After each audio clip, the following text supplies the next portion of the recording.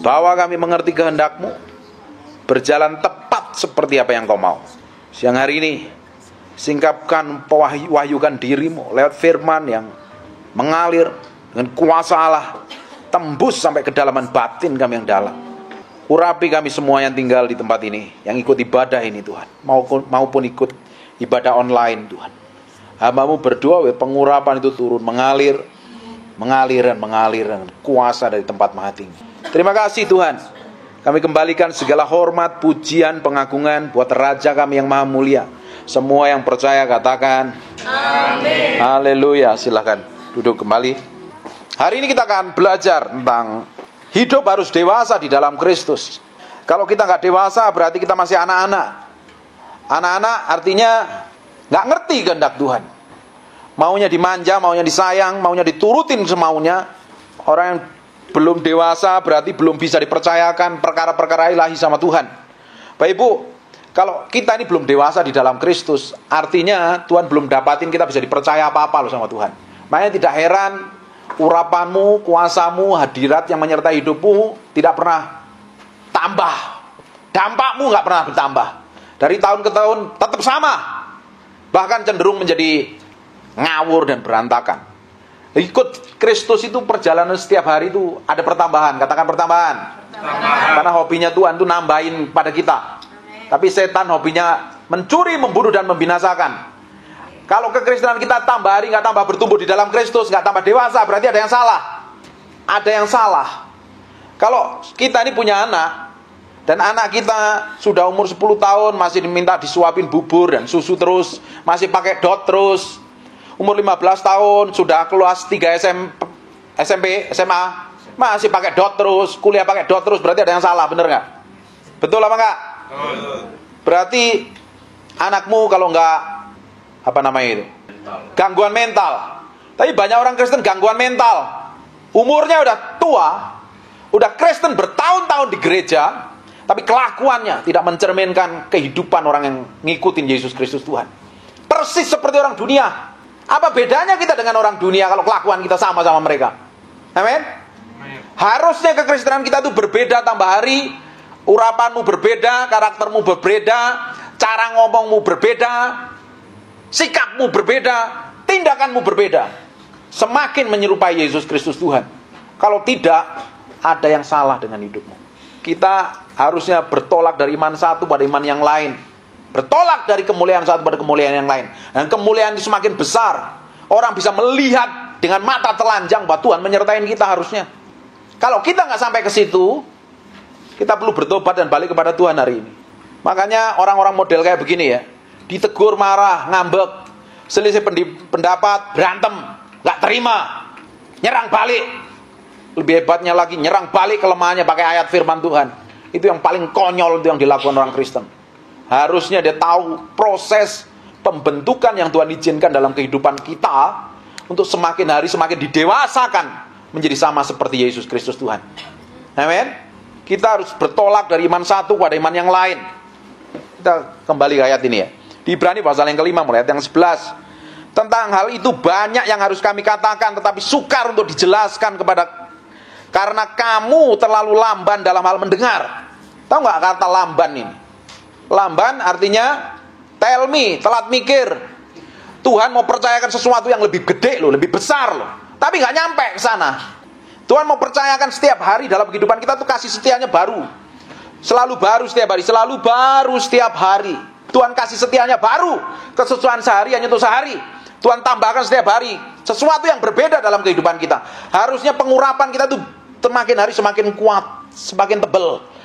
Hikmat pengertianmu semakin hari semakin bertambah. Penguasaan dirimu semakin hari semakin bertambah. Harusnya. Dan Tuhan harusnya percayakan perkara-perkara yang besar. Tapi pada kenyataannya gak bisa dipercaya. Mau disingkapkan pewahyuan yang dalam gak bisa nyampe otaknya. Karena terlalu kedagingan, terlalu duniawi, gak bisa ngerti kehendak Tuhan. Ini banyak terjadi bagi orang percaya yang ngakunya Kristen dan kekristenan sudah bertahun-tahun gereja, sampai tua di gereja, makan di gereja. Kelakuannya tidak pernah berubah. Bagaimana mungkin Tuhan percayakan pengurapan dan kekuatan power yang otoritas dalam hidupmu? Tidak heran orang-orang model kayak begini kerjanya di gereja bikin ribut, bikin kacau, bikin berantem, bikin gegeran, dan nggak pernah ngerti kehendak Tuhan. Tuhan mau kita bertanjak loh, dari kemuliaan satu pada kemuliaan yang lain setiap hari. Katakan setiap hari.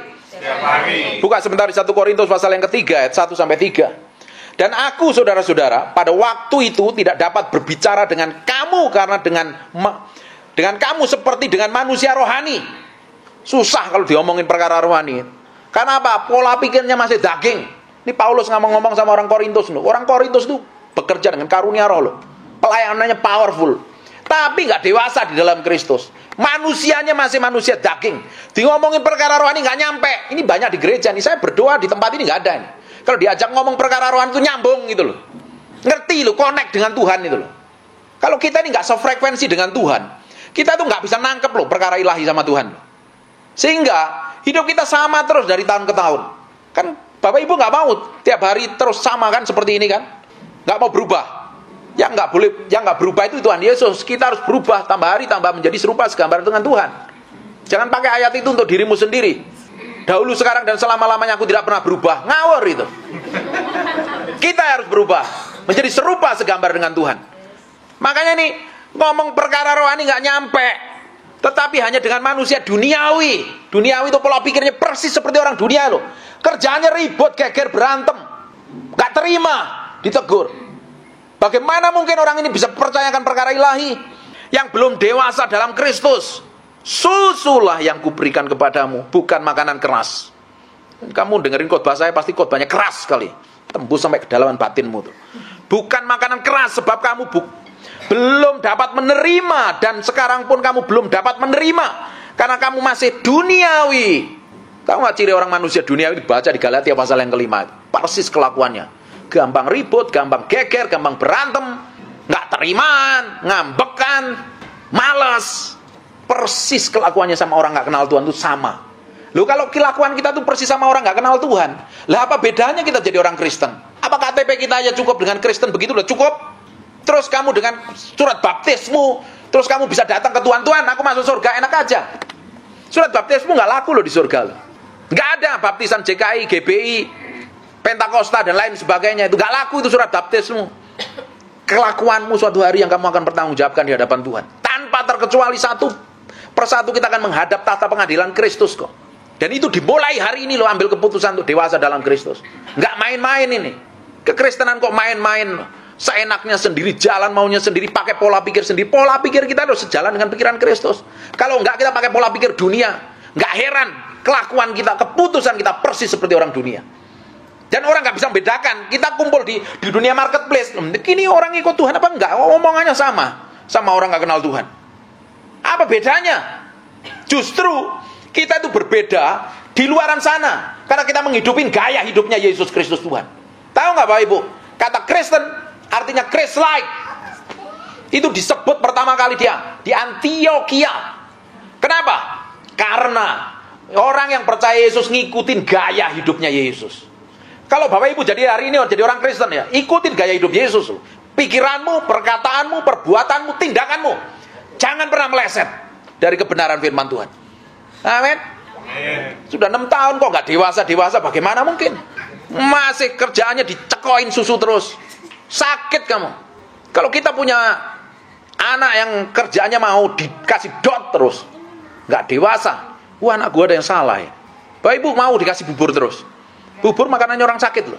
Istri saya sering ngajak, ayo kita makan bubur. Memang kita sakit makan bubur. Bubur kan biasanya rumah sakit kasih makanan bubur kan. Tapi orang-orang yang sehat makannya apa? Nasi. Wagyu. Kemarin saya beli wagyu, dipanggangin wagyu tuh. Besoknya nggak bisa jalan. Asam uratnya kambuh.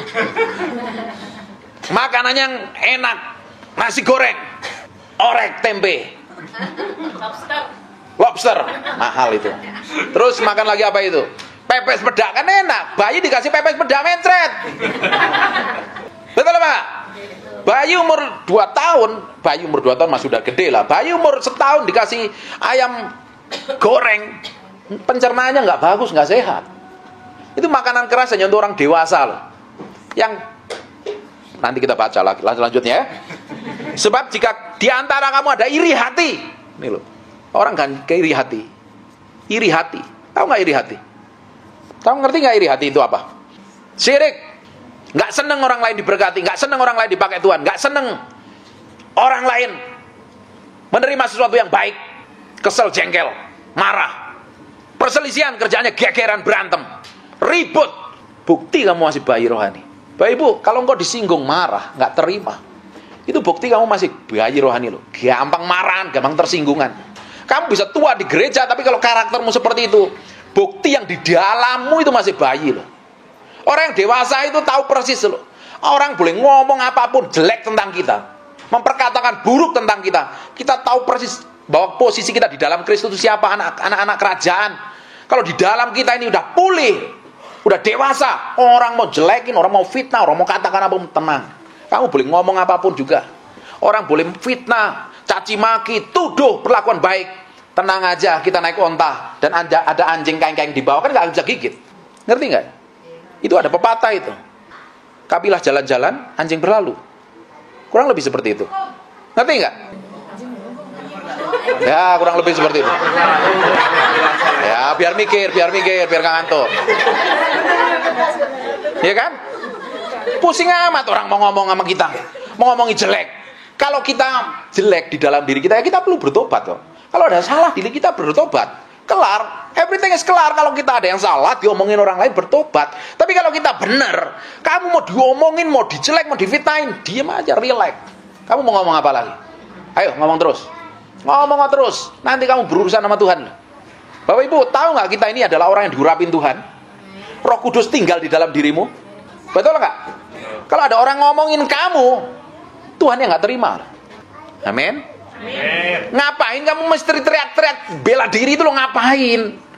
Cibiare jarno ae, wis jarno. Diem aja, biarin aja. Orang mau jelekin, orang mau fitnah, orang mau ngomong apapun juga, mau jelekin, mau fitnah, mau caci maki, mau tuduh. Kalau kita benar jalan terus, kita naik onta. Anjingnya kain-kain di bawah, diem aja. Nggak bakalan gigit kita. Toh ujungnya Tuhan akan bela kita. Beri waktu sama Tuhan. Jangan kita bela diri, beri waktu sama Tuhan.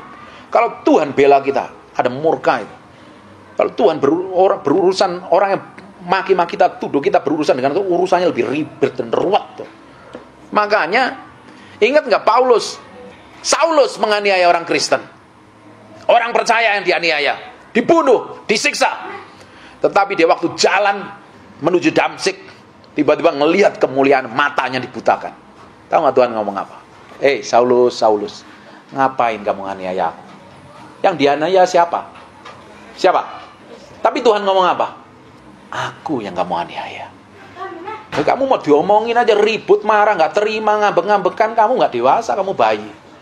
Gegeran berantem, kerjaannya ngomel, gerutu, ngomong di belakang. Karaktermu masih anak-anak. Bagaimana mungkin Tuhan percayakan perkara rohani kayak begitu? Tidak bakalan bisa. Sampai rambutmu putih tua pun, sampai kamu bongkok pun, Tuhan gak akan percayakan apa-apa. Tapi kalau kamu dewasa di dalam Kristus, semakin hari Tuhan tambahkan urapan, hikmat dan pengertian, kuasa dan otoritas. Bahkan Tuhan bikin berkat yang unpredictable, berkat yang tidak terduga. Tiba-tiba kamu bisa dikoneksi dengan orang lain, dan orang lain bisa buka bisnis sama kamu, promosi kamu, dan lakukan banyak hal yang kamu gak pernah pikirkan. Tuhan mau tahu nggak Bapak Ibu? Tuhan sampai hari rindu mendapatin orang yang bersungguh hati. Ditawari, dijelaskan, mata Tuhan menjelajah ke seluruh bumi sampai didapati nggak di puncak ini, di Camp David yang melawan Goliat ini. Ada nggak orang yang sungguh-sungguh mencari dia, mengasihi dia, mencintai? Kalau didapatin orang itu, yang duduk pakai baju biru-biru ini, akan dilimpahi kekuatan dan otoritas. Amin. Power. Amin. Harus itu. Dan dapatin hari ini loh, mencari hatimu. Bapak Ibu, setiap hari Tuhan ketok pintu, nunggu kamu buka. Tuhan gak akan masuk sampai kamu buka pintu loh. Tiap hari ketok loh. Mau ngobrol sama kamu, mau memberikan kuasa alas hidupmu, mempromosi kamu, memberikan berkat sama kamu, memberikan pewahyuan dan kuasa dan otoritas sama kamu. Tapi kamu diam aja, cuek aja, masa bodoh. Gak mau bergantung sama Tuhan, gak mau bergaul, gak mau bersekutu dengan Tuhan. Kamu pikir hidupku hanya untuk ini, untukku sendiri. Kamu nggak sadar bahwa hidup kita adalah untuk Kristus, menjalani, melakukan apa yang Tuhan mau. Kalau kita dapatin Tuhan menjadi orang yang seperti itu, tambah hari urapan dan kuasa dan otoritas mengalir dalam hidupmu. Amin. Sebab jika di antara kamu ada iri hati dan perselisihan, bukankah hal itu menunjukkan bahwa kamu manusia duniawi dan kamu masih hidup secara duniawi? Bapak Ibu, harusnya tambah hari, tambah kita bisa mengendalikan diri dengan baik. Orang yang sungguh-sungguh mencari Tuhan dan beribadah kepada Tuhan tuh, karakternya pasti berubah. Pasti berubah. Sikapnya berubah. Cara ngomongnya berubah. Tindakannya berubah dan keputusannya berubah. Harus itu. Tapi kalau tambah hari tambah nggak berubah, tambah sama terus, tambah lebih buruk, kamu persis seperti orang duniawi. Kamu punya KTP Kristen, datang ibadah di gereja, kelakuanmu di luar gereja persis seperti orang dunia. Kamu nyembah dirimu sendiri, nyembah egomu, nyembah amarahmu, nyembah keinginanmu, dan Tuhan kamu anggap yang lain. Orang yang nyembah Tuhan sungguh-sungguh mendedikasikan hidup sepenuhnya untuk Tuhan. Tuhan tuh mau hati kita nih, yang di dalam nih. Ngerti nggak Bapak Ibu? Tuhan mau hatimu lebih dari apapun juga. Tuhan mau dapatin hatimu hanya untuk melayani Dia dan untuk menyenangkan Dia. Itu yang pertama dan terutama. Makanya Tuhan ngomong, kasihlah Tuhan Allahmu dengan segenap hatimu, dengan segenap jiwamu, dan dengan segenap kekuatanmu. Tuhan harus menjadi yang utama dan terutama dalam kehidupan kita. Bahkan jiwa itu, apa yang kita pikir, apa yang kita rasa, apa yang kita mau, kita singkirkan. Kita ngikutin kehendak Tuhan. Dan itu dibutuhkan pikul salib, sangkal diri, mati daging. Bahkan mungkin kalau kamu disinggung orang main marah, apa kamu hanya senyum aja? Nah, cuek aja. Atau kamu mulai teriak, nggak terima. Kurang ajar, harga diriku dihargain berapa? Masa 3.000 dapat 5? Hah? Orang disinggung sedikit marah, nggak terima, ngamuk. Kalau bisa cari kelemahannya, terus dibeberkan di tempat orang lain, supaya kapok itu. Kalau enggak, secara rohani berdoa sama Tuhan. Tuhan, aku kesel sama si dia tuh. Tuhan, kirim apimu seperti Elia, berdoa nyambar. Ngawur itu. Kita bisa pakai segala macam cara untuk membela diri kita loh. Kalau yang di dalam ini belum beres, kita bisa manipulasi firman, manipulasi doa, manipulasi segala macam hanya untuk membela diri kita yang di dalam ini loh. Tapi kalau kamu dewasa, senyum aja. Mau tuduh saya? Tuduh aja. Mau fitnah? Mau maki? Mau ketempeleng? Silakan. Mau perlakukan buruk saya? Silakan. I am the anointed one. Aku yang diurapi. Kamu nanti berurusan sama Tuhan, repot urusanmu. Gitu loh jadi orang itu. Ngerti nggak? Katakan, saya yang diurapi Tuhan. Saya dipilih Tuhan. Diurapi Tuhan. Disertai Tuhan. Terus kamu mau bela diri sekarang kalau orang perlakuan buruk sama kamu? Nanti praktek. Nanti praktek ya. Nanti praktek. Biasanya langsung ditesnya sama orang yang paling kamu cintai dan kamu kasih. Coba toleh di sampingmu itu siapa itu? Siapa ya? Nanti langsung dites anak-anak sama orang tuanya. Yang mau menikah sama pacarnya itu.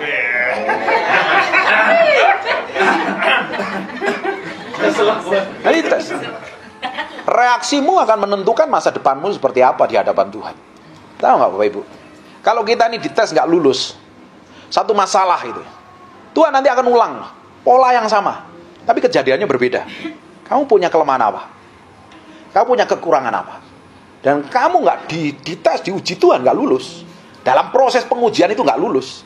Tunggu waktunya aja. Nanti tunggu waktunya Tuhan. Pola yang sama akan diulang. Sampai nggak lulus, diulang lagi. Makanya kalau kamu ribut sama orang, karena kesel dan kamu mau pindah ke kutub, nanti kamu ketemu beruang yang ngeselin kamu loh.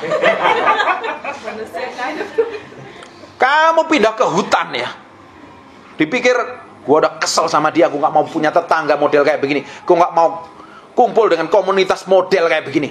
Kamu pindah ke hutan, nanti ketemu tupai yang jengkelin kamu. Tuhan selalu kejar kita sampai didapatin kita itu benar di hadapannya. Tahu nggak Bapak Ibu? Tuhan tuh sering kali kejar hati kita, dan kita terus berhadapkan dengan hal-hal yang ini kayaknya aku belum lulus nih. Pernah ngalami kayak begitu nggak? yang alami angkat tangan? Ya kan? Betul kan? Selain diulang terus kan? Semakin kamu nggak lulus, kamu lari, tetap dikejar. Lebih baik ngapain? Tuhan, wis, kamu mau apa Tuhan? Mau ambil hatiku, perasaanku, egoku, kemauanku, hidupku, ambil wis Tuhan. Itu loh, jangan ngotot. Dikit-dikit bela, dikit-dikit marah, dikit-dikit tersinggung, dikit-dikit ngamuk. Lah kamu ini ngikut Tuhan atau ngikut setan? Orang ikut Tuhan kok kelakuannya nggak berubah, sikapnya nggak berubah. Katanya nyembah Tuhan, katanya tiap minggu ibadah lagi, kasih persembahan lagi, kasih persepuluhan lagi. Terus dipikir Tuhan berkenan kepadaku, tapi kelakuanmu melebihi orang dunia.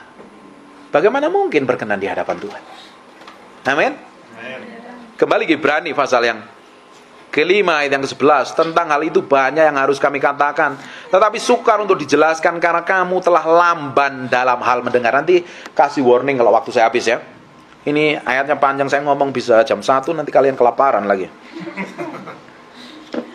Lamban untuk mendengar. Orang lamban itu tell me, telat mikir, lemot. Bahasa lebih kasarnya lagi, tapi nggak boleh ngomong kasar ya. Nggak boleh nggak nih ngomong kasar? Nggak boleh ya, nggak boleh. Agak bodoh, kurang, bahasa saya sama istri saya kurang hikmat, gitu, ngerti ya? Lebih manis, lebih rohani. Nah, kalau orang Jawa itu goblok gitu. Itu katanya Bapak Gembala lo ya.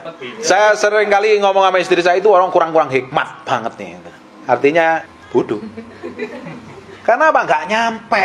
Diomongin perkara rohani, inget nggak Nikodemus? Itu salah satu pemimpin orang Yahudi, betul? Pendeta istilahnya zaman sekarang ini. Nangkep perkataannya Yesus itu nggak nyampe. Karena nangkepnya pakai otak.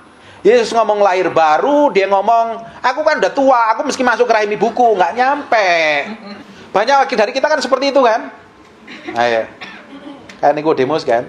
Tuhan ngomong apa, maksudnya apa, kita jalan aja sendiri, maunya sendiri. Nanti kebentur-bentur tembok, dias, kena masalah, problem. Baru sadar cari Tuhan, tertelat. Kan lebih baik kita nyerah sama Tuhan. Ngikutin maunya Tuhan. Betul apa enggak? Loh, Bapak Ibu ngadepin masalah, persoalan sampai ruwet, sampai bingung, sampai kacau itu. Karena keputusan yang salah loh. Kamu ambil keputusan salah semaumu sendiri, egomu yang kamu ikutin, amarahmu kamu ikutin, perasaanmu kamu ikutin. Kamu nggak ngikutin apa yang Tuhan mau. Akhirnya kamu kebentur-bentur masalah. Tetap ujungnya cari Tuhan kan? Tetap ujungnya balik kepada Tuhan kan? Lah ngapain kita meski muter-muter dan kebentur-bentur sampai sakit, daripada puter-puter kebentur sampai sakit, itu mendingan ngikut Tuhan kan? Betul atau enggak? Sekarang katakan pakai hikmat. Lebih pinter sama Tuhan. Ya. Harus ngikut Tuhan itu lebih pinter, cerdik, luar biasa. Saya berdoa nih mukanya ini udah cerdik semua nih kelihatan nih hari ini. Haleluya. Ayat yang ke-12. Saya tuh seneng khotbah ini. Ayat itu kesukaan saya ini. Kalau ngomong kayak begini, ngorek batinmu. Istri saya tuh seneng kalau ngelihat kamu tuh khotbah kok mukanya ketus kayak begitu, senyum nggak bisa. Kasih humor-humor, nggak ada humor-humoran. Adanya kayak begini kok. Ngomong sama istri saya begitu.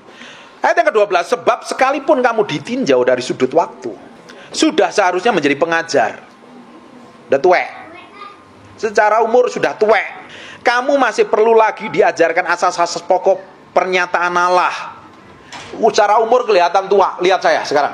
Kelihatan dari umurmu, kamu harusnya sudah ikut Tuhan, sudah 6 tahun. Harusnya pelayananmu dengan karunia roh. Nginjil, pelayanan. Doain orang sakit. Ngadakan mujizat, tanda-tanda ajaib. Amin. Itu kan ayat ditulis bukan buat pendeta kan? Itu ayat ditulis buat kita kan? Kamu akan memberitakan Injil, kamu memuridkan banyak orang. Kamu tumpang tangan orang sakit akan sembuh, kamu akan usir setan-setan. Itu ayat buat pendeta apa buat kita? Tapi nyatanya udah lakukan belum? Kenapa kamu gak lakukan? Takut? Gak mau praktek? Makanya sekarang pulang dari sini ini praktek nanti. Ada tetanggamu pincang-pincang, sini tak doain. Ada tetanggamu sakit, tumpangi tangan. Praktek, kamu tuh mesti dewasa. Kalau dilihat dari umurmu, kamu harusnya bisa memuridkan banyak orang nih. Paulus itu tinggal di satu tempat itu hanya 3 tahun, ngelihat umatnya dewasa, ditinggal pergi ke tempat lain. Karena ngelihatnya 3 tahun dipandang udah dewasa di dalam rohani. Kita udah 6 tahun, harusnya dia bergerak dalam kuasa dan karunia, adalah urapan yang berbeda. dengan hikmat yang berbeda, dengan sikap yang berbeda, semakin hari semakin dewasa di dalam Tuhan. Amin. Kalau dilihat dari umurmu, kamu harusnya jadi pengajar. Kamu masih perlu diajarkan asas-asas pokok dari pernyataan Allah, hal yang dasar yang harusnya udah lewat, tetapi kamu masih perlu diajarkan hal ini. Kamu masih memerlukan susu, bukan makanan keras. Makanya masih bayi, maunya cucu. Katakan cucu. Ahmad Dot. Mau makan cucu sama Dot? Mau? Dotnya jangan dimakan. Mati kamu nanti. Minum cucu pakai Dot mau? Nggak enak ya? Maunya wagyu kan? Bakmi, kue tiaw, babi panggang, iga penyet, sate, kambing, sop kambing, maunya itu kan? Kalau enggak besok minggu depan kalau saya pelayanan tak bawain Dot sama susu mau? Dengerin khotbah kenyut mau? Mau? Tak pesenin online nanti sama susunya SGM mau? Mau? Kalau enggak berarti kamu harus dewasa di dalam Kristus.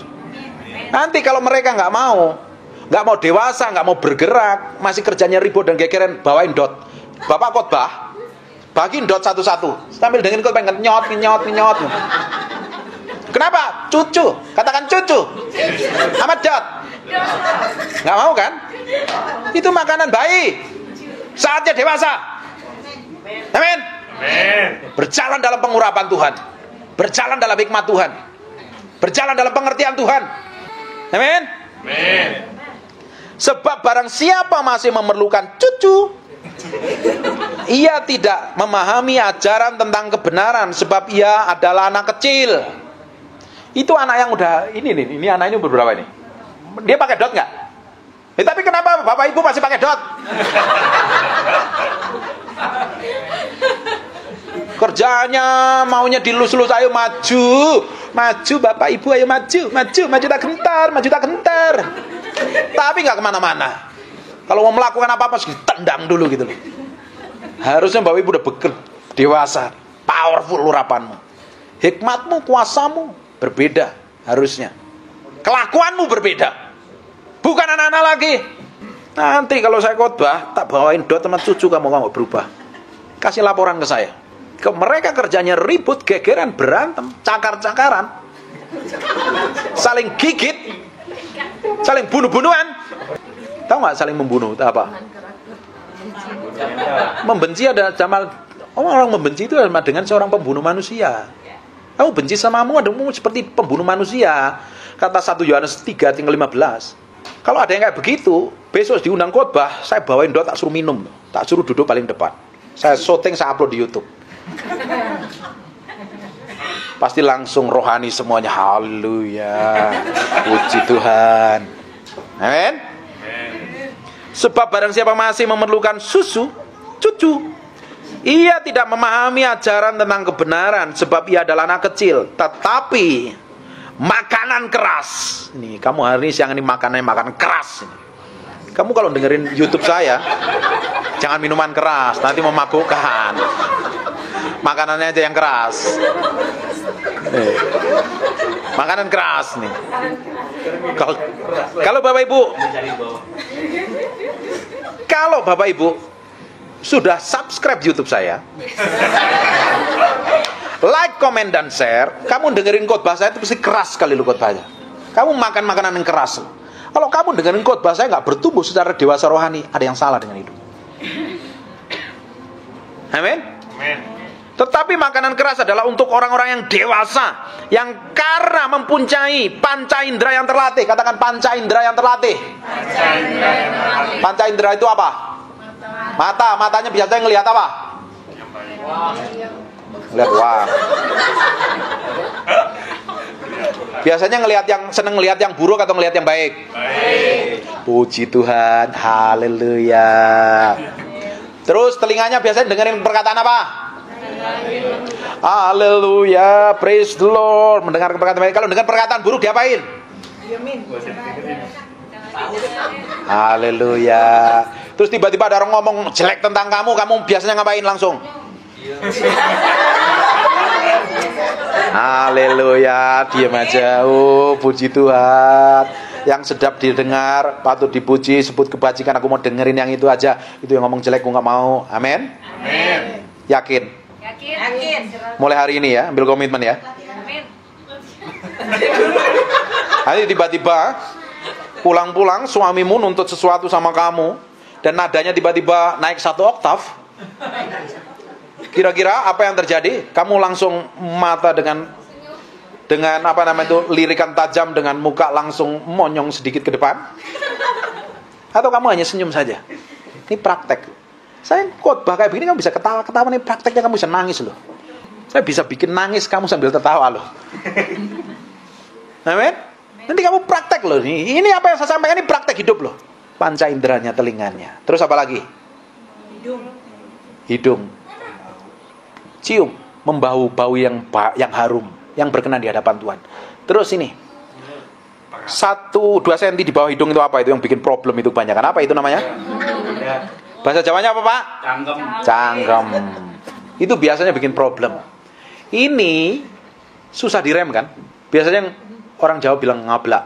Gampang. Nyap. Biasanya perempuan yang gampang nyap nih, mulai hari ini direm mulutnya. Kalau perlu dibawa ke tailor, dijahit. Ngerti nggak? Direm tuh mulutnya, dijagain. Ngomong kalau nggak penting nggak usah ngomong. Ngomong yang nyakitin orang dikurangin. Kamu apalagi yang kamu ngomongin sesama anak Tuhan, orang yang diurapin Tuhan, kamu berurusan sama Tuhan. Ngerti nggak? Apalagi yang kamu ngomongin hamba Tuhan kayak saya begini, wah kamu berurusan sama Tuhan. Ngerti nggak? Hati-hati. Mulut ini jangan dipakai untuk ngomong yang nggak penting. Ngomong sekarang kalau ngomong tuh standarnya begini. Ini aku ngomong kayak begini, ini nyakitin hati Tuhan apa enggak? Ini aku ngomong kayak begini, Tuhan berduka enggak? Kayak Efesus pasal 4 ayat ke-30. Jangan dukakan Roh Kudus. Kata duka artinya disakiti pikiran dan perasaan lo. Kamu ngomong salah, kamu sikap salah, kamu nyakitin hati Tuhan loh. Tuhan yang sakitin loh. Kamu bisa ngomong sama orang lain, ngomong sama istrimu. Saya dulu itu ada istri saya tanya tuh. Kadang saya tuh lagi apa untuk ngomong nada saya tinggi itu, saya samperin, saya bilang I'm sorry loh. Itu ada orang yang tanyain tuh. Saya bilang sorry, aku tadi ngomongin nadaku tinggi. I'm sorry, saya peluk dia, saya cium dia, I'm sorry ya. Jadi kita harus biasakan hidup dengan kepekaan yang tajam, panca indera kita itu terlatih. Jangan ngomong maunya sendiri, seenak perutmu sendiri, berkata-kata maumu sendiri, bertindak bersikap maumu sendiri, tanpa sadar kita ngomong kuat terus tajam itu, nggak mau sama orang lain. Kamu 5 menit kemudian udah lupa apa yang kamu katakan, tetapi orang yang dengar perkataan bisa terluka bertahun sampai seumur hidupnya loh. Benar apa enggak? Berapa banyak ibu-ibu yang di tempat ini, termasuk istri saya, yang sering kali terluka dengan perkataan suaminya. Nggak ada yang angkat tangan. Loh, ibu-ibu yang pernah terluka dengan perkataan suamimu itu loh, siapa? Suamimu itu udah kayak malaikat semua apa enggak? Kan seringkali suami tanpa sadar ngomongin nadanya tinggi dan cuek-cuek saja kan. Setelah ngomong tinggi, suami istrinya langsung cemberut. Kan kita udah paham kan, kalau istri mukanya agak berbeda, berarti kita mesti cek diri kan. Suami, dengerin baik-baik. Meski peka kamu kalau ada istrimu udah mukanya udah agak berbeda gitu. Cek nih, ada yang salah nih kok ngomong nih. Pasti ada yang salah nih, gua bersikap nih. Ya bertobat, berubah, balik kepada Tuhan. Jangan biarkan kita omongan kita 5 menit kemudian lupa, 10 menit kemudian lupa. Tetapi yang dengar perkataan kita tuh terlukanya bisa sampai seumur hidup loh. Dan itu biasanya pasanganmu yang biasanya sering melukai. Karena semakin kita cintai, semakin dekat dengan kita, itu seringkali melukai. Hari ini kita harus memiliki panca indera yang terlatih. Jangan ngomong sembarangan. Apalagi anak Tuhan, ngomongnya kadal, kecoa, bunglon, ular, cicak, kerbau. Diapain ngomong kayak begitu? Bukan saatnya lagi kita ngomong tentang kebenaran firman Tuhan. Ucapan kita yang membangun, membuat orang itu bertumbuh dan berubah sesuai dengan karakter Yesus Kristus kok. Kurangin ngomong yang jelek sama siapapun juga. Sama siapapun juga loh. Mau sama orang yang status levelnya lebih tinggi dari kita, atau orang yang sama sebaya dengan kita, atau orang yang satunya lebih rendah sama kita. Termasuk pembantumu dan sopirmu. Termasuk orang-orang yang kita gak hormati. Orang yang status sosialnya rendah itu loh. Bisa itu siapapun juga. Orang yang kita harus belajar menghormati, menghargai. Amin. Ini mulutmu ini seringkali bikin problem dan masalah. Katakan mulut saya Nabi masa depan saya. Mulutmu menentukan masa depanmu seperti apa. Kamu dibikin diberkati, perkatakan kebenaran firman Tuhan. Omongin kebenaran firman Tuhan. Pingin suamimu berubah, pingin istrimu berubah, omongin yang baik tentang janji Tuhan atas hidupnya. Jangan kalau udah punya kejelekan tuh diomongin terus. Apalagi kalau ribut dibawa-bawa, keluarganya, nenek moyangnya, keturunannya, semuanya dibawa-bawa. Buat apa? Itu hanya melukai dan menyakitin. Amin. Kita harus memiliki panca indera yang terlatih. Mata, hidung, ini berisik banget di sebelah ya. Tapi mereka sama-sama nyembah Tuhan. Tapi mau diapain lagi? Ya serahkan saja sama Tuhan. Tapi Bapak Ibu bisa dengerin suara saya kan? Atau saya perlu pakai mic biar suaranya lebih kencang? Udah, cukup ya. Nah, panca indera itu latih. Telinga, mata, hidung, mulut, apa lagi? Kulit ya. Kulitmu harus mencerminkan kemuliaan Tuhan harusnya. Orang bisa melihat kemuliaan Tuhan yang terpancar dari hidupmu. Glowing. Bukan kumut-kumut tapi glowing. Kumut-kumut itu berminyak gitu loh. Kelihatan nggak pernah dicuci itu. Jangan kayak gitu. Mencerminkan kemuliaan Tuhan. Jadi orang itu bisa deket sama kamu tuh nyaman. Orang itu kalau kita ini dewasa di dalam Kristus ya, kita sungguh-sungguh matang secara rohani. Kita memiliki hubungan dekat dengan Tuhan. Karaktermu berubah. Orang dekat sama kamu tuh nyaman. Benar nggak? Amin. Tetapi makanan keras adalah untuk orang-orang yang dewasa, yang karena mempunyai panca indera yang terlatih dan membedakan yang baik daripada yang jahat.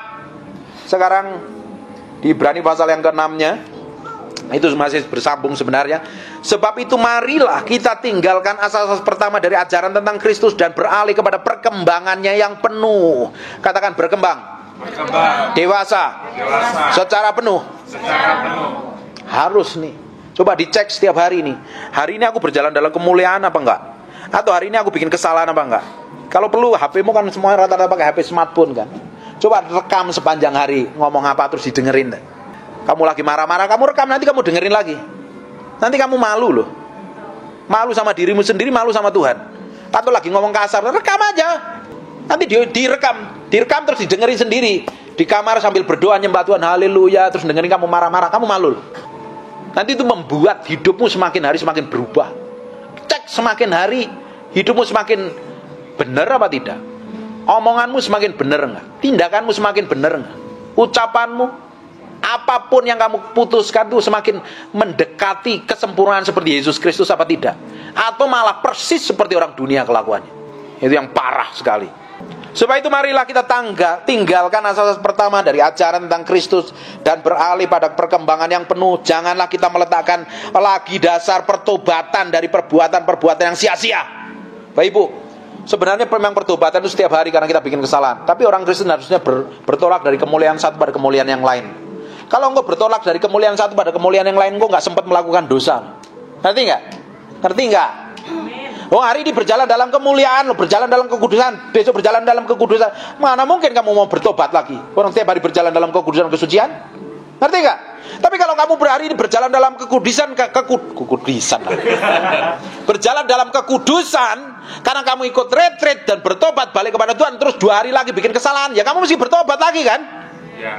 Tapi kalau hari ini kamu berjalan dalam kekudusan, besok berjalan dalam kesucian, besok berjalan kekudusan lagi, kamu nggak perlu bertobat. Kamu setiap hari berubah menjadi serupa segambar dengan Tuhan.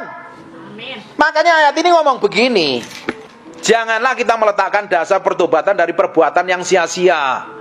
Kita beranjak penuh dan berdasarkan kepercayaan kepada Allah, kita bertolak terus dari kekudusan satu pada kekudusan. Hari ini berjalan dalam kekudusan, besok berjalan dalam kekudusan, besok berjalan dalam kekudusan. Hari ini berdoa 1 jam, besok 1 jam setengah, besok 2 jam. Atau hari ini berdoa 5 menit, besok 5 menit setengah, keterlaluan. Hari ini kamu berdoa 10 menit, besok 15 menit, besok lagi 25 menit, besok lagi 40 menit, terus bertambah. Karaktermu semakin hari semakin berubah, semakin berubah, semakin berubah. Lama-lama kamu menyerupai Yesus Kristus enggak karaktermu, sikapmu, perbuatanmu. Amin. Kira-kira kamu tambah penuh hikmat apa enggak? Atau malah kurang hikmat? Lamban atau pinter? Minum cucu atau makan wagyu? Enggak mau minum cucu sama dot. Karena kamu udah beranjak dari pertobatan itu terus beranjak. Semakin dewasa, nggak geger, nggak ribut, nggak berantem. Kamu bisa rileks dan tenang. Apapun yang terjadi dalam hidupku, mau goncangan, masalah, tekanan, himpitan, proses atau apapun juga, aku bisa rileks dan enjoy. Rest in the presence of the Lord. Amin. Bapak Ibu, untuk benar-benar kamu bisa rest in the presence of the Lord, bisa tenang dan diam dalam hadirat Tuhan waktu menghadapi goncangan, masalah, tekanan yang merobek perasaan, mengguncang hatimu tuh, dibutuhkan pikul salib sangkal diri sampai kamu benar-benar nyerah kepada Tuhan. Tapi kalau dagingmu masih ngontrol, manusia lamamu masih mengendalikan, kamu bisa ngerti firman dari Wahyu sampai Kejadian, hafal di luar kepala, tapi kelakuanmu persis seperti orang dunia. Kamu bisa duduk di gereja, makan di gereja, tua di gereja, ikut pelayanan di gereja, tapi kelakuanmu seperti orang dunia. Tapi kalau kita hidupin firman, belajar pikul salib sangkal diri, beranjak dari kemuliaan saat berkemuliaan yang lain, semakin hari diubahkan menjadi serupa segambar dengan Tuhan. Kelakuanmu berbeda, semakin dewasa. Tentunya orang dewasa itu udah akil balik. Tidak mungkin anak ibu, umur berapa ini? Nggak mungkin mau dibeliin rumah di Pondok Indah dan mobil Alphard dan dipercayakan uang ratusan US dollar, betul apa enggak? Maunya dikasih apa? Dipercayakan apa? Belum bisa dipercayakan apa-apa, karena masih anak-anak. Kalau kita didapati dewasa di dalam Kristus, seperti yang Tuhan mau, seperti yang Tuhan kehendaki, kita berjalan tepat seperti apa yang Tuhan mau, Tuhan akan percayakan perkara-perkara besar. Kamu boleh hari ini duduk di tempat ini, tapi 2 tahun, 3 tahun kamu bisa jadi berkat, jadi bos besar, jadi raja-raja kecil di tempat kamu bekerja usaha. Bisa jadi raja minyak, raja baju, raja makanan, jadi raja brownies. Karena ada ratu brownies di situ. Kita bisa diberkati dimanapun. Hari ini kamu bisa duduk di tempat ini. Waktu kamu ambil komitmen, cari Tuhan sungguh-sungguh, bergaul dengan Tuhan sungguh-sungguh, luangkan lebih banyak waktumu dengan Tuhan. Kamu lakukan extraordinary, lebih dari atas rata-rata. 2 tahun kemudian kamu lihat perubahanmu akan berbeda. Hari ini Tuhan akan mencari orang-orang yang tersedia. Ketika orang itu bersedia, Tuhan akan sambar dengan kekuatan, urapan, dan kuasa dan otoritas yang berbeda. Amin. Haleluya. Amin. Sudah lapar? Ambil komitmen mulai hari ini. Cintai, kasih Tuhan, latih pancainderamu semakin bisa dikendalikan sesuai dengan kehendak Tuhan. Pikiran, perasaan, kemauanmu seperti apa yang Tuhan mau. Amin. Amin. Saya berdoa dari tempat ini nanti lahir orang-orang yang powerful dipakai Tuhan. Bahkan kamu kerja di marketplace pun, orang melihat penyertaan Tuhan dalam hidupmu powerful. Penyertaan Tuhan begitu berkuasa dan berotoritas. Nama Tuhan akan disebut atasmu, atas anak-anakmu, atas keluargamu. Dahsyat dampaknya.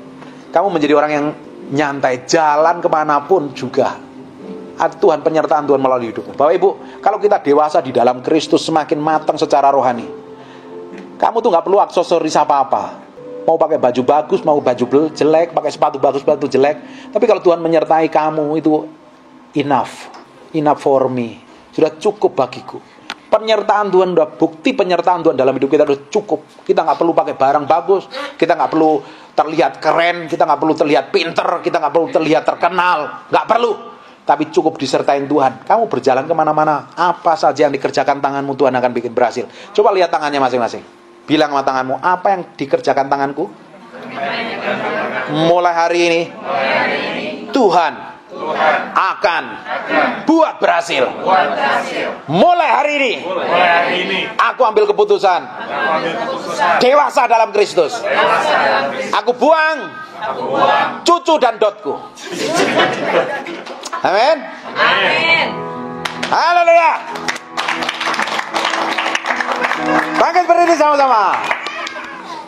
Hari ini, sebelum ibadah ini selesai, coba lihat pasangan yang punya pasangan. Samperin pasanganmu kalau yang jauh.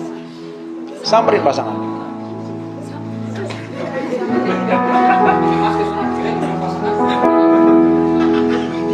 Coba kamu cek hatimu. Bro, banyak kamu nyakitin pasanganmu dengan mulutmu yang ngawur dan sembarangan itu. Kan sering melukai itu. Ngomong yang ngaco. nggak peduli dengan perasaan. Coba dicek masing-masing. Yang pacaran, coba jangan pegangan tangan. Coba kamu ngomong, coba cek nih, sering kali siapa yang paling banyak ngomong nyakitin itu. Coba dicek. Ngomong-ngomong, coba ngomong masing-masing. Bilang I'm sorry, bilang. Sayang, gula, honey, gula, sugar, madu, rayuan Pulau Kelapa, aku minta maaf ya, bilang. Ngomong sama pasanganmu. Sorry ya, aku mau melatih panca inderaku tunduk kepada Kristus. Aku gak mau nyakitin kau lagi. Aku tahu kau adalah orang yang spesial, yang dikirim Tuhan dalam hidupku untuk membuat aku semakin serupa segambar dengan Tuhan. Amin. Amin. Nanti kalau engkau ribut gegeran, kamu mau lakukan apa? Marah, teriak, atau kamu peluk istrimu, I'm sorry ya. Kamu peluk suami udah bilang, aku sorry, aku yang salah ya. Mau lakukan seperti itu? Ambil komitmen mulai hari ini ya. Amin. Ibu-ibu yang biasanya cerewet-cerewet itu, mana ibu yang cerewet-cerewet itu?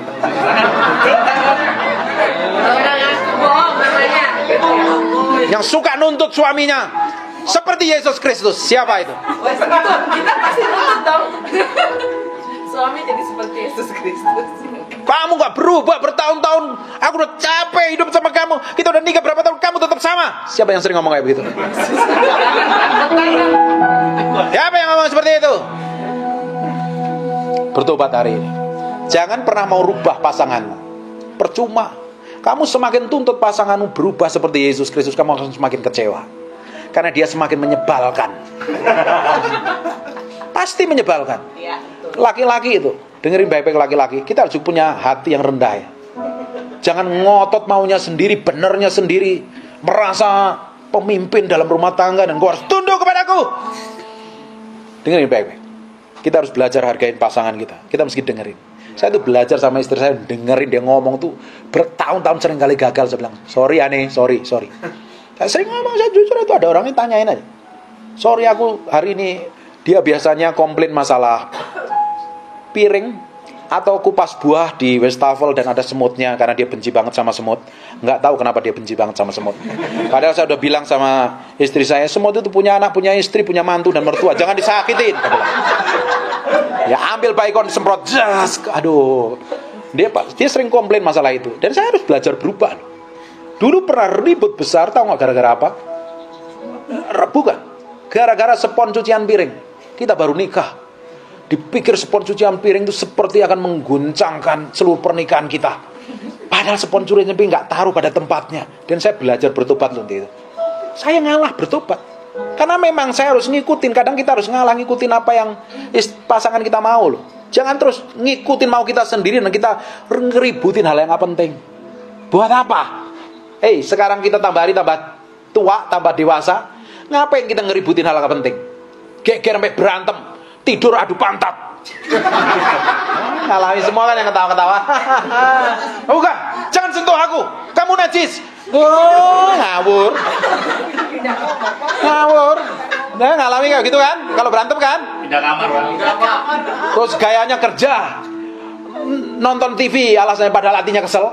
Sekarang kalau ribut, boleh ribut, gegeran, silang pendapat itu boleh. Tapi cepat dengan rendah hati dibereskan. Datangin dan bilang, honey, gula, sugar, madu, rayuan Pulau Kelapaku, aku minta maaf ya, aku yang salah. Itu buat orang yang keras kepala, buat orang yang sombong. Itu seperti bawa ibu seperti suruh jalan kaki dari puncak ke Jakarta loh. Hanya untuk ngomong minta maaf itu beratnya bukan main. Tapi waktu kamu mulai lakukan, kamu akan lihat senyum yang menawan pada pasangan hidupmu. Katakan amin. Ini dengernya enak kan? Nanti kamu praktek loh. Harus praktek. Waktu kamu praktek rasanya Tuhan, gak kuat Tuhan. Tapi kamu harus praktek. Saya berdoa dari tempat ini, nanti pulang dari tempat ini kamu romantis dengan pasangan itu. Ribut-ribut udah gak ada lagi. Ya kita boleh ribut, boleh gegeran, berantem. Kita boleh selisih pendapat. Biasanya saya itu agak sedikit kesel kalau istri saya itu tunjukin jalan yang salah dan ternyata macet biasanya. Tapi saya bertobat untuk hari itu. Saya kadang ngomong, wah kamu salah begini. Tapi tiba-tiba Roh Kudus itu templak saya. Roh Kudus itu templak saya. Kamu ngomong nggak benar. Kamu tadi ngomong nyakitin, ngelukain, cepet samperin dan minta maaf. Kalau kita cari Tuhan sungguh-sungguh, mencintai Tuhan, mengasihi Tuhan, kamu ngomong salah itu, Roh Kudus templak, cepet templak. Dan kalau udah ditemplak itu jangan ngotot. Enggak ah. Nanti hatimu kebal. Cepet samperin minta maaf. Nanti beres masalahmu. Nanti kamu udah diberkatin Tuhan. Orang dewasa itu seperti itu. Tapi kalau kamu marah, enak aja. Nanti kalau nanti malah kurang ajar. Nanti kalau kurang ajar menginjek saya harga diri saya di mana? Memang hargamu berapa? Perlu dibeli berapa? Ngerti nggak? Belajar merendahkan hati, melatih panca inderamu semakin dewasa dalam Tuhan. Amin. Nanti kalau pasanganmu nyakitin, ngomong ketus, kira-kira kamu mau ngapain? Reaksimu? Senyum. Atau haleluya. Kalau pingin marah meledak, sampai pingin marah meledak nggak tahan, pingin ngomong, kalau marah dia dibumbui dengan kata-kata yang pedas dan menyakitkan. Gue rasanya kayak seperti makan ayam geprek dengan cabai yang 5 kilo kan. Ya kan? Sedep, atau nasi padang yang pakai cabai hijau yang enak itu kan. Benar nggak? Dengan kata-kata yang pedas. Dengerin Bebek. Diem. Kan biasanya untuk diem kan susah ini ibu-ibu nih. Halo, mana ibu-ibunya? Weh, kok kayak Bunda Maria semua sekarang kudus-kudus. Ini Bebek. Nanti ya, kalau udah nggak tahan pingin marah, kamu ke kamar mandi keramas. Iya, betul. Terus cari minuman di kulkas yang paling dingin, pakai es, minum. Why? Kalau enggak, masuk ke kamar nyalain AC, sampai tenang dulu baru ngomong. Karena kebanyakan kita kalau lagi kesel langsung ngomong, meledak, dan kata-kata kita menyakitin. Yang disakitin pasangan kita, yang kita sakitin orang lain, dan terutama nyakitin hati Tuhan. Yang rugi kita. Sekarang kita mau belajar orang yang bisa mengendalikan diri, menaklukkan diri kita sepenuhnya ke hadapan Tuhan. Nanti kamu akan bisa relax dan enjoy, ngadepin masalah pun kamu hanya senyum. Ayo biarin enek sing lakoni ya. Nanti enggak? Kalau ngelihat orang salah, bikin kacau, bikin berantakan, kamu bisa relax dan tenang, dan kamu bisa, ayo wis lah. Emak saya itu enggak pernah marah sama orang. Emak saya belajar banyak. Udah enggak usah diomongin lah. Oh, memang enek sing lakoni ya wis dijarni ae. Memang dia mau melakukan, ya mau diapain aja. Oh, nanti suatu hari juga akan bertanggung jawab di hadapan Tuhan kok. Amin. Pegang tangan. Kamu jangan pegang dulu ya, kamu belum sah. Yang lain pegang tangan pasangan. Pegang tangan pasanganmu. Yang kita berdoa. Ikutin doa saya. Bapa dalam nama Yesus. Siang hari ini. Aku mau komitmen. Mencintai pasanganku. Bereaksi benar. Di waktu susah. Bereaksi benar. Di waktu menyakitkan. Aku mau belajar. Mengontrol. Mengendalikan. Kepada kehendak Tuhan.